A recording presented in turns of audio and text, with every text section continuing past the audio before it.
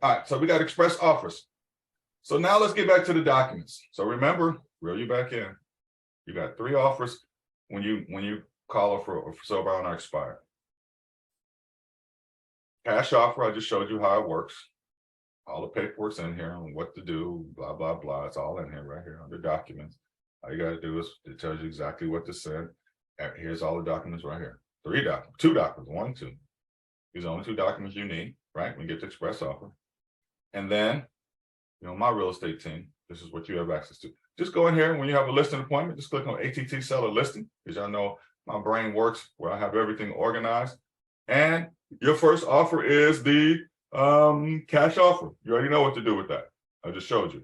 The second thing you have is the traditional real estate sale, where 100% guaranteed, guaranteed to sell your home, or we make 0 commission, right?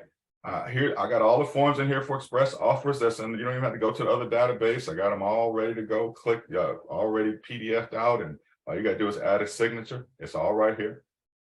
Get them the brochure, right? Everything. All right, it's all here. The third offer was if you want to sell your home on your own,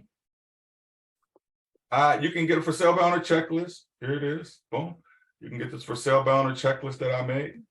Boom, it's real easy. Guess what I did? It took me so long to make this. Guess how long it took me? Like 5 minutes. I found somebody that I liked online and just copied it and put my stuff on it. Okay, for sale by owner step-by-step checklist.